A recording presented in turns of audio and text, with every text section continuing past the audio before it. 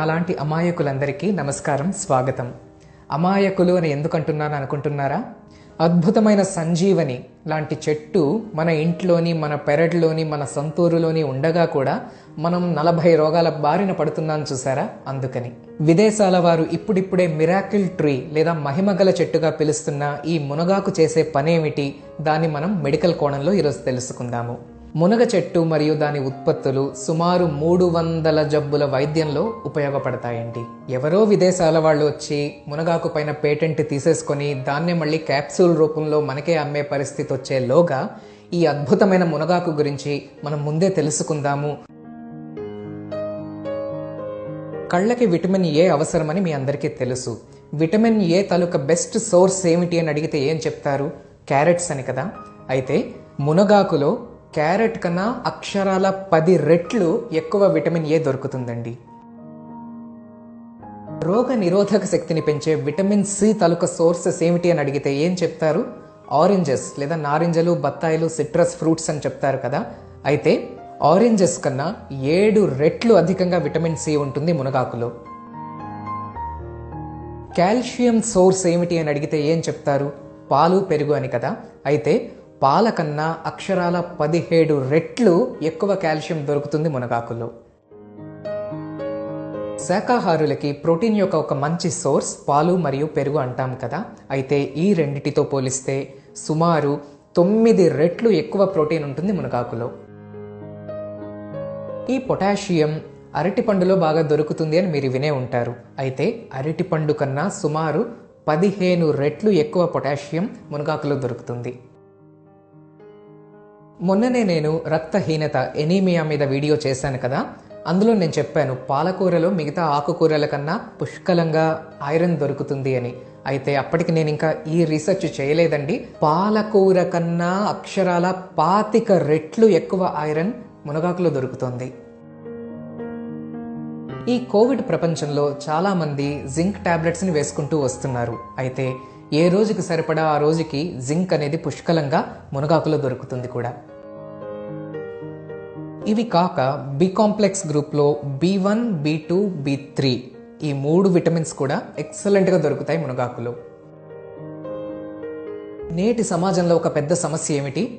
తొందరగా ముసలితనం రావడం, తొందరగా జుట్టు నెరిసిపోతుంది, చర్మం ముడతలు పడతాయి, మొహం వాలిపోతూ ఉంటుంది. దీన్నే ఏజింగ్ అంటాం ఇంగ్లీష్లో. ఈ ఏజింగ్ ప్రాసెస్ని నిలువరించగలదు లేదా నిదానించగలదు మునగాకు. మునగాకు ప్రతిరోజు తీసుకోవడం ద్వారా చర్మానికి మంచి షైన్ వస్తుంది, ముడతలు కూడా తగ్గుతాయి. ఈనాడు మరో పెద్ద సమస్య మతిమరుపు లేదా అల్జీమర్స్ డిసీజ్, డిమెన్షియాగా పిలుస్తాము. దీనికి న్యూరో డిజనరేషన్ అనే ఒక ప్రాసెస్ కారణం అవుతుంది. అయితే సైంటిఫిక్ రీసెర్చ్లో ప్రూవ్ అయినది ఏమిటంటే మునగాకు ద్వారా ఈ న్యూరో డిజనరేషన్ అనేది బాగా స్లో అవుతుంది. అంటే మన మతిమరుపు సమస్యలు రాకుండా ఉంటాయి, ఉన్న వాళ్ళకి తగ్గడం కూడా జరుగుతుంది. మునగాకులో ఫైటోస్టెరాల్స్ అనే కాంపౌండ్స్ ఉంటాయి. ఇవేమిటంటే లైంగిక శక్తిని లేదా రిప్రొడక్టివ్ ఎనర్జీని పెంచుతాయి, మగవాళ్ళకి మరియు ఆడవాళ్ళకి కూడా. బలమైన భావి తరాలని సమాజానికి అందించడం కోసం ఈ శక్తి అవసరమే. మునగాకులో ఇన్సులిన్ తరహా కాంపౌండ్ ఒకటి ఉందండి, ఒక కెమికల్ అది. అందువలన షుగర్ కూడా ఎంతో కొంత అదుపులోకి రాగలదు మునగాకు తినడం ద్వారా. ఒక రీసెర్చ్ స్టడీలో ఏంటి ప్రూవ్ అయిందంటే ప్రతిరోజు క్రమం తప్పకుండా మునగాకు పౌడర్ తీసుకుంటున్న వాళ్లలో 18% షుగర్ వచ్చే ఛాన్స్ తగ్గిపోయింది. మునగాకులో గ్లూకోసినోలేట్స్, ఐసోథయోసైనేట్స్ వంటి కొన్ని కాంపౌండ్స్ యాంటీ క్యాన్సరస్ ప్రాపర్టీస్ కలిగి ఉన్నవి.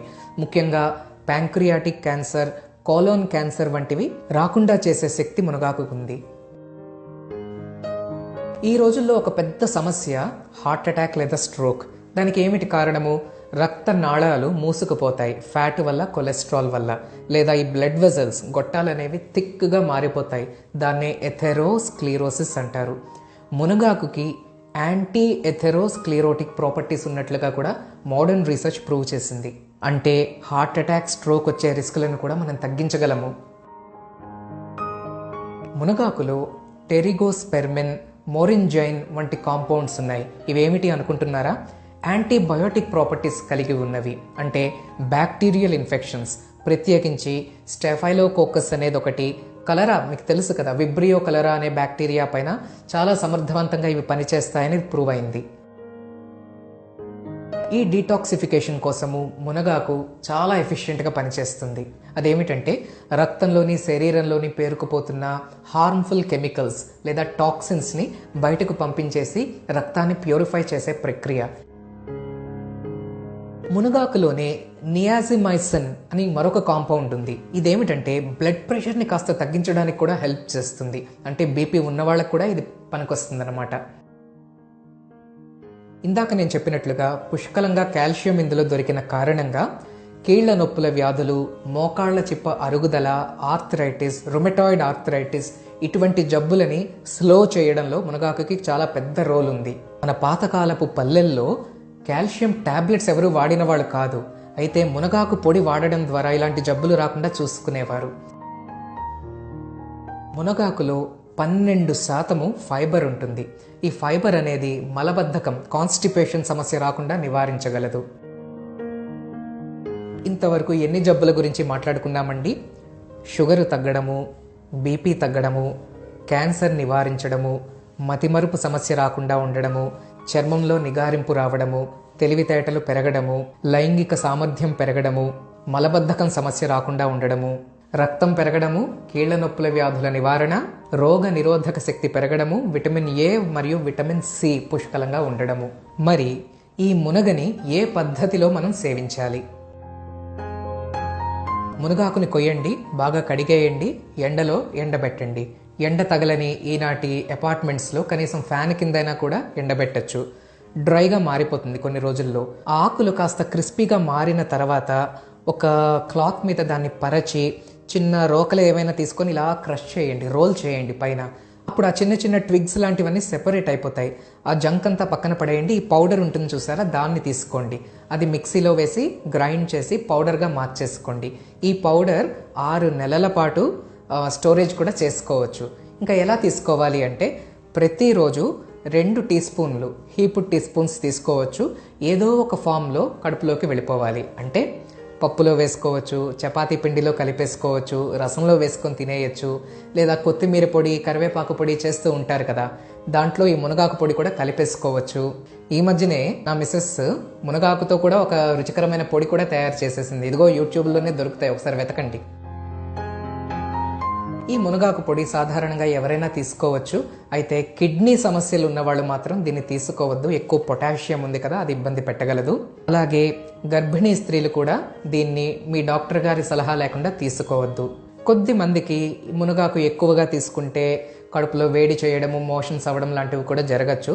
కనుక ఒక్కసారి మీ డాక్టర్ గారి సలహా తీసుకున్న తర్వాత ఆ డోసేజ్ అనేది మీరు ఫిక్స్ చేసుకోండి. ఇప్పుడు చెప్పండి ఫ్రెండ్స్, మనం అమాయకులమా కాదా? ఇంత ఈజీగా మనకి దొరికే ఈ మునగ చెట్టు, భారతదేశంలోనే పుట్టిన మునగ చెట్టు, మునగాకుని మనం మర్చిపోతున్నాం, వదిలేసుకుంటున్నాం. ఆల్రెడీ ఇది క్యాప్సూల్ రూపంలో మొరింగా క్యాప్సూల్స్ అని కమర్షియల్గా అందుబాటులోకి వచ్చేస్తుంది. ఏమిటి దుస్థితి మనకి? కనుక ఈ వీడియో చూస్తున్న ప్రతి ఒక్కరూ మీ ఇంట్లోనో లేదా మీ సొంతూరులోనో ఒక మునగ మొక్క నాటేయండి. హ్యాపీగా వారానికి ఒకసారి మునగాకుతో పప్పు పులుసో పెట్టేసుకోండి. నేను చెప్పినట్టు పౌడర్ తయారు చేసేసుకోండి. రోజు చెంచాను, 2 చెంచాలు మీ శక్తి కొద్దీ, మీ టాలరెన్స్, శరీరానికి ఎంత నప్పిందనేది మీరు ఒకసారి జడ్జి చేసుకొని తగినంతగా ప్రతిరోజు తీసేసుకోండి. అక్కడితో ఆగిపోతారా? మరి ఈ వీడియో షేర్ చేయాలి కదా. మనము బాగుండాలి, మన చుట్టూ వాళ్ళు కూడా బాగుండాలి.